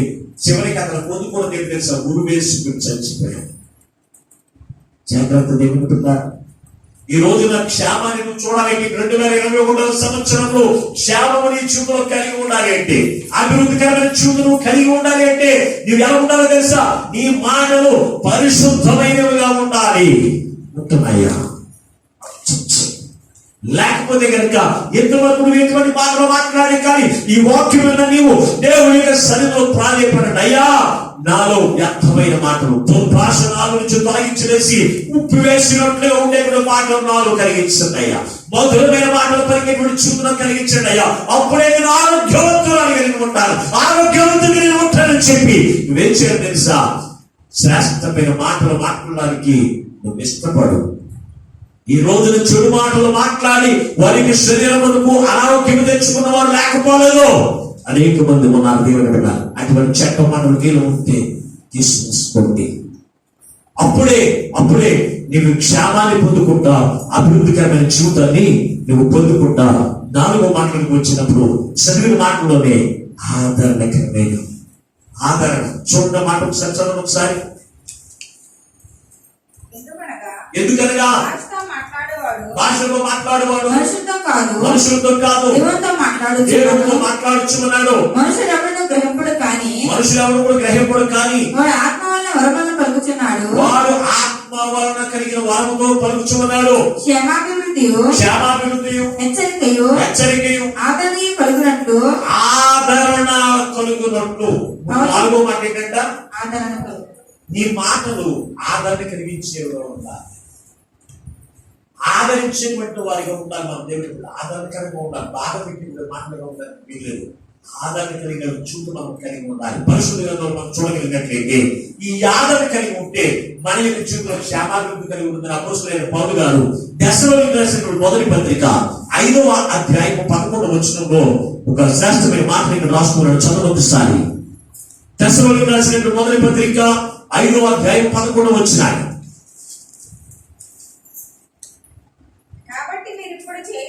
కాబట్టి మీరు ఇప్పుడు చేయనట్టు కానీ ఒకరినొకడు ఆదరించి ఒకరికొకడు క్షేమాభివృద్ధి కలుగు చేయండి. ఏం చేయాలంట? ఒకరికొకరు ఆదరించుకుని ఒకరికొకరు క్షేమాభివృద్ధి కూడా పొందుకోండి. ఆదరించుకోవడం ద్వారా మనం ఏం పొందుకుంటామట? క్షేమాభివృద్ధి. ఎవరైనా బాధలో ఉన్నాడు అనుకోండి, ఆదరించడానికి మాకు వెళ్ళాలి. బాధలు వాడికొచ్చినాయి కదా, నాకే దిక్కులేదు, నేను బాగానే ఉన్నాను, నేను ఆరోగ్యవంతురాలుగా ఉన్నాను, నా జీవితంలో కష్టాలు లేవు, నష్టాలు లేవు, ఇబ్బందులు లేవు, నాకు అంత క్షేమం ఉందనుకోవడానికి వీల్లేదు. దాని ద్వారా నీకు ఎంత మాత్రము కూడా క్షేమము అభివృద్ధి ఉండదు. నీవు ఎప్పుడైతే బాధలో ఉన్న వారిని, దుఃఖంలో ఉన్న వారి కొరకు, వ్యాధిలో ఉన్న వారిని ఆదరించే లక్షణం ఎవరైతే కలిగి ఉంటారో వారికంట క్షేమాభివృద్ధి కలిగిన చూపు కలిగి ఉంటారు. యేసేపులో మరొకసారి ఆది కాండము 50వ అధ్యాయం 21వ వచనం చదువుదాం ఒకసారి. తన అన్నదమ్ములందరూ కూడా ఇతరులతో మాట్లాడడానికి, వారికి తిండికి ఆహారం లేని పరిస్థితిలో వారు జీవిస్తూ ఉన్నప్పుడు వారిని యోసేపు ఎలా మాట్లాడుతున్నాడో, యోసేపు మాటలు వారికి ఎలా ఉన్నాయో ఇక్కడ చదువుదాం ఒకసారి. 50వ అధ్యాయము 21వ వచనం. కాబట్టి భయపడకుడి, నేను మిమ్మును మీ పిల్లలను పోషించదనని చెప్పి వారిని ఆదరించి వారితో ప్రీతిగా మాట్లాడి. ఎవరిని ఆదరించాడంట? యోసేపును బాధించిన వారిని ఆదరించాడు. యోసేపుని గాయపరిచిన వారిని ఆదరించాడు. యోసేపుని దుఃఖములోనికి నడిపించినటువంటి తన సహోదరుల్ని ఆదరించి ఎవరు మాట్లాడుతున్నారు తెలుసా? నేను మిమ్ములను మీ పిల్లలను పోషిస్తాను. ఎవరు? చూడండి, బాధించబడిన వాడే ఆదరణకరమైన మాటలు. ఈ రోజున నువ్వు నీ కుటుంబాన్ని పోషించడం నీకు కష్టంగా ఉన్నది. నీ ఇరుగు పొరుగు వారిని పోషించవలసి నీకు పని లేదు. అయితే వారు దుఃఖంలో ఉన్నప్పుడు, వారు బాధలో ఉన్నప్పుడు నువ్వు వెళ్ళి దేవుని యొక్క మాటల వరకు చెప్పాలి. దేవుడు నీకు తోడే ఉంటాడు, దేవుడు నీకు దుఃఖాన్ని తొలగిస్తాడు, నీ శ్రమను విడిపిస్తాడు, నీ బాధను విడిపిస్తాడు అని ధైర్యంగా ఉండండి. దేవుని నమ్మిక ఉంచండి అనే మాటలు కూడా చెప్పలేదు క్రైస్తవులు. ఆ కుటుంబం ఎవరైనా చనిపోతే ఆ కుటుంబాన్ని ఆదరించాలంటే కాదు, ఇది అర్థం అనుకున్నాను. కానీ ఈరోజు కార్యక్రమం కూడా అయిపోతుంది, ఆరోగ్యం అయిపోతుంది, అన్నీ అయిపోతుంది, నెలలో అయిపోతుంది. నీకు ఒకసారికి ఇంకా చూపించు. ఇంతకు ముందేమంట, వారిని ఆదరించడానికి నీకు ఖాళీ లేదు, వారు బలపరచడానికి, వారు ధైర్యపరచడానికి ఖాళీ లేదని మాట్లాడుతూ ఉంటావు దేవుని బిడ్డ. అయితే నువ్వు ఆదరించకపోతే నీ జీవితంలో క్షేమాన్ని పొందుకోలేవు, అభివృద్ధిని పొందుకోలేవు. అందుకే ఈ వాక్యము నీతో మాట్లాడుతూ ఉండగా నువ్వేం చేయాలి తెలుసా? ఒకరిని ఒకరు ఆదరించుకునే లక్షణాలు కలిగి ఉండాలి. అదే వధువు సంఘము ఉండవలసిన లక్షణం. అంతేకాని పలనోడికి బాగా వచ్చినట్టు శ్రమలు, పలనోడికి బాగా వచ్చినట్టు కష్టాలు అది అలాగే రావాలండి. వారి గురించి మీకు తెలియదండి. మాస్టర్ గారు ఒకవేళ వెళ్ళి వారు పలకరించకపోయారా అని ఒక మాట ఏమంటారు తెలుసా? ఆయన గురించి మీకు తెలియదండి, ఆయన గురించి మీకు తెలియదు. ఆయన ఎటువంటి వాళ్ళు తెలుసా? నీకు బాగా తెలుసు. అయితే నువ్వు క్రీస్తుని కలిగి ఉన్నావు కదా, నువ్వు క్రీస్తుని కలిగి ఉన్నావనే సంగతి నువ్వు జ్ఞాపకం ఉందా? క్రీస్తు ఆదరణకర్తనే, వరములు కలిగిన వాడు, ఆదరణకర్త నామం కలిగినటువంటి వాడు. అటువంటి వారిని కలిగి ఉన్న నీవు దుఃఖములో ఉన్న వారిని ఆదరించవద్దా? శ్రమలో ఉన్న వారికి వారి కొరకు నువ్వు ప్రార్థన చేయొద్దా? యోసేపు తన బాధించిన వారిని, తన దుఃఖపరిచిన వారిని, తన కొట్టిన వారిని ఆదరించి, ఇదిగో మీరు ధైర్యముగా ఉండండి వారిని ఆదరించి ఆదరణకరమైన మాటలు మాట్లాడుతున్నాను. ఈ రోజున నువ్వు ఎవరినైనా ఆదరిస్తున్నావా? ఆదరించకపోతే ఈ నూతనమైన సంవత్సరం అయినా సరే తీర్మానం చేసుకో. బాధలో ఉన్న వారి కొరకు, దుఃఖంలో ఉన్న వారిని ఆదరించి, వారిని ధైర్యపరిచి, దేవుని వైపు చూసినట్లుగా, దేవుని యొక్క నుండి సహాయం పొందుకున్నట్లుగా ఏం చేయాలి తెలుసా? మీరు నడిపించేవారిగా ఉండాలి, నడిపించేవారిగా ఉండాలి. ప్రభుత్వం దేవుని పెట్టాలి. మీ కుమార్తె మహిళ మొన్న దినానికి కూడా ఒక కుటుంబం తన కుమారుడికి గుండెల్లో ఆ యొక్క గుండెలో హోల్ పడిందని వారి యొక్క దుఃఖంతో ఏడుస్తున్నప్పుడు, భార్య భర్తలు ఏడుస్తున్నప్పుడు ఆమె ఆ యొక్క గుండెలో ఉన్నటువంటి రంధ్రాన్ని పూడ్చే లక్షణం మనుషులకు లేదు. కానీ ఆయన పూడ్చే లక్షణము కలిగిన యేసయ్యను చూపించే లక్షణాన్ని దేవుడు నాకు ఇచ్చాడు. వెళ్ళి చెప్పింది, అయ్యో దేవుని వైపు తిరగండి, దేవుడు తప్పనిసరి మీ కుమారుడు స్వస్థపరచాలన్నప్పుడు వారి కుటుంబ సమేత దేవునికి సన్నిధిలో నడిపించబడ్డారు. దేవుని విశ్వాసం ఇచ్చినటువంటి వారిగా మనం చూడగలుగుతున్నాం. ఈ రోజున అటువంటి ఆదరణ లేకుండా దుఃఖంతో కురుకుపోయిన కుటుంబాలను ఆదరించి క్రీస్తు ఉన్నటువంటి ఆశీర్వాదాలకు వారసులుగా చేసే లక్షణం కూడా లేకపోతే నువ్వు క్రైస్తవుడు రాదు అని ఎలా నువ్వు చెప్పుకోగలుగుతున్నా? ఆలోచించు. నీ జీవితంలో క్షేమాభివృద్ధిని పొందుకోవాలి అంటే నువ్వేం చేయాలి? ఆదరణ అనేటువంటి లక్షణాన్ని నువ్వు కలిగి ఉండాలి. చివరిగా ఒక లక్షణం మీకు జ్ఞాపకం చేసి నేను ముగిస్తాను. 5వదిగా పరిచర్య ధర్మము. పరిచర్య ధర్మం అనే లక్షణం మనం కలిగి ఉంటే మన జీవితంలో కృపాక్షేమాన్ని మనం పొందుకుంటాం. చదువు ఒకసారి ఎఫెసీ పత్రిక 4వ అధ్యాయం 13వ వచనం చదువుకుందాం. ఎఫెసీ పత్రిక 4వ అధ్యాయం 13వ వచనం.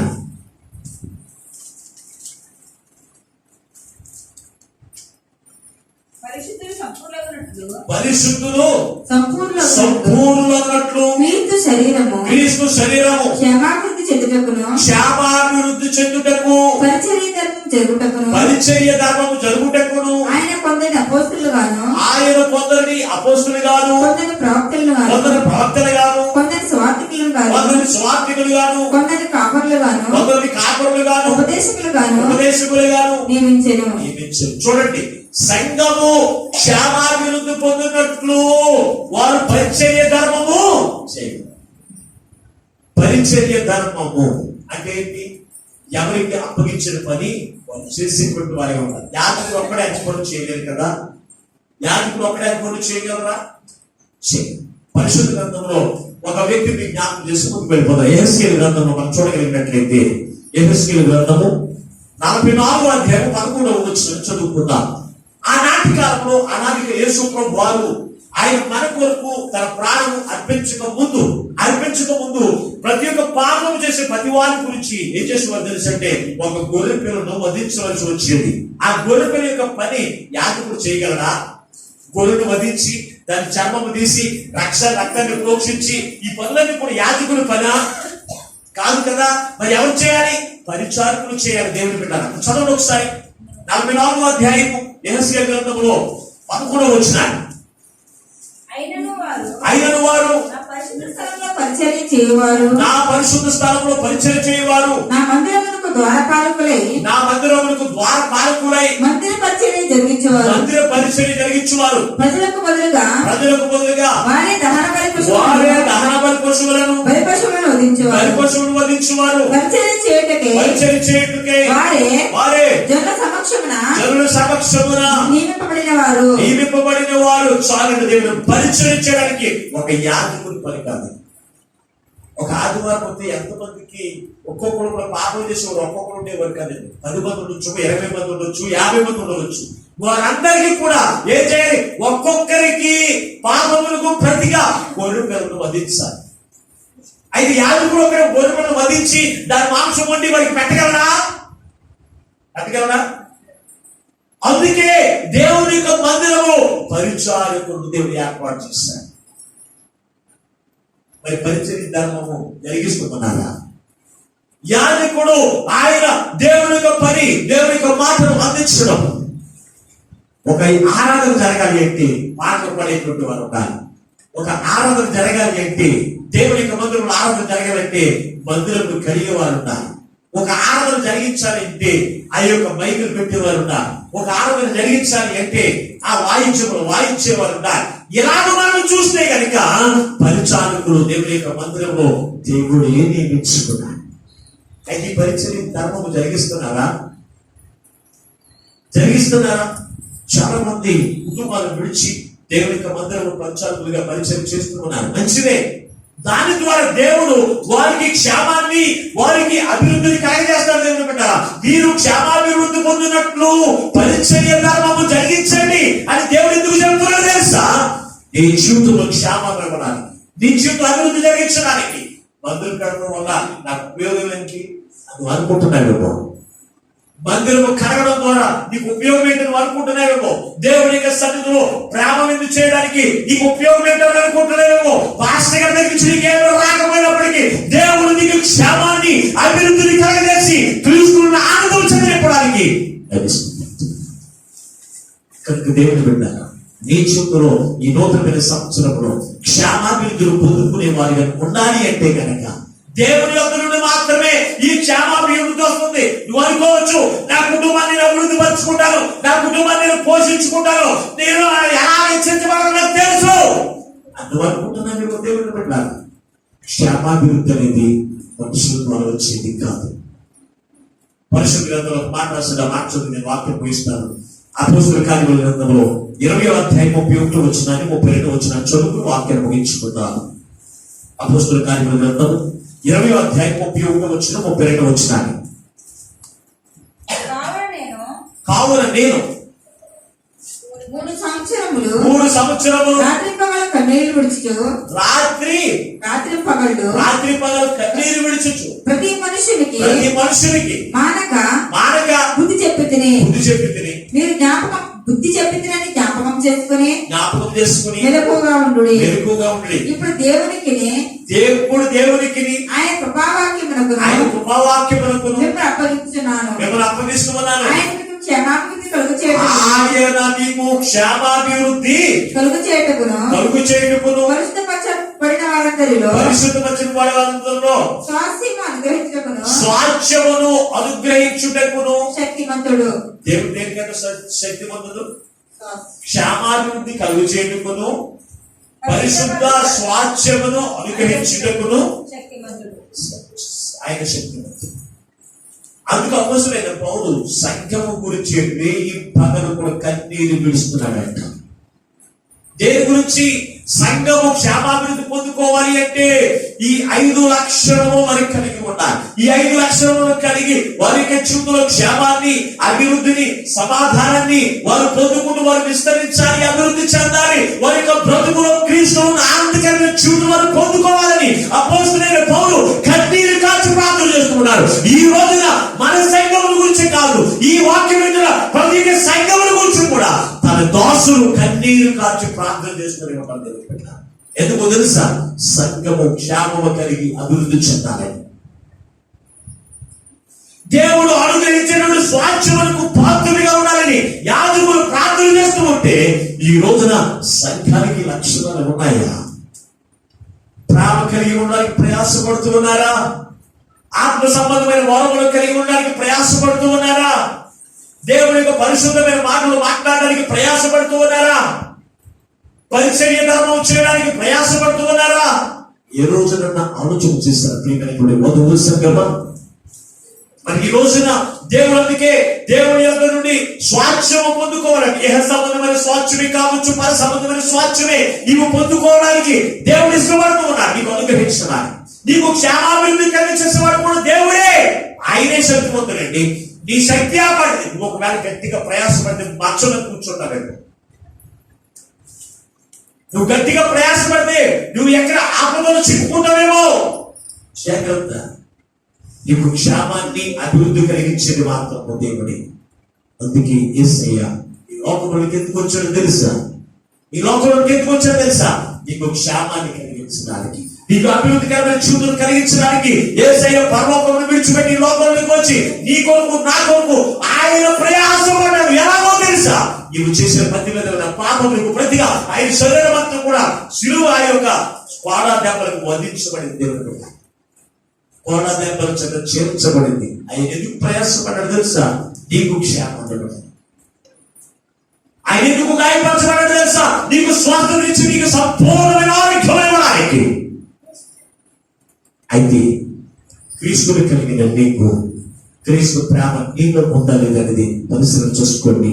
లేకపోతే ప్రయాసపడి నూతన సంవత్సరంలో, లేకపోతే పరిశుద్ధమైన మాటలు, లేకపోతే పరిశుద్ధమైన మాటలు మాట్లాడడానికి ప్రయాసపడండి. అంతేకాదు దేవుడు ఇచ్చినటువంటి ఆత్మీయ కృపావరముల చేత నింపబడి ఆ కృపావరములు కలిగి జీవించడానికి ప్రయాసపడండి. అంతేకాదు పరిచర్య ధర్మము జరిగించడానికి దేవునికి ఇచ్చినప్పుడు పరిచర్య ధర్మము జరిగించండి. దేవుని యొక్క స్వాస్థ్యాన్ని, దేవుని యొక్క క్షేమాన్ని, అభివృద్ధిని మీరు చూడగలుగుతారు. అటువంటి గొప్ప వాక్యం ఆ పరిశుద్ధాత్మ దేవుడు ఈ వాక్యం మీద మీకు అందరికీ అనుగ్రహించి ఆయన మహిమ పొందునుగాక. ఆమేన్. ప్రార్థన చేసుకుందాం. మమ్మలను శాశ్వతమైన ప్రేమతో ప్రేమించి మా కొరకు ప్రాణం పెట్టిన యేసయ్య మీకు లెక్కలేని వందనాలు, స్తోత్రాలు. ఈ నూతనమైన సంవత్సరంలో అయ్యా నీ ఆశీర్వాదకరమైన మాటలతో మాతో మాట్లాడుతూ ఉన్నావు. నీ క్షేమాన్ని, నీ అభివృద్ధిని మేము చూడాలి అంటే మేమేమేమి లక్షణాలు మేము కలిగి ఉండాలి. ఈ అపోస్తలుడైన పౌలు ద్వారా మాతో మాట్లాడిన యేసయ్యకు వందనాలు, స్తోత్రాలు.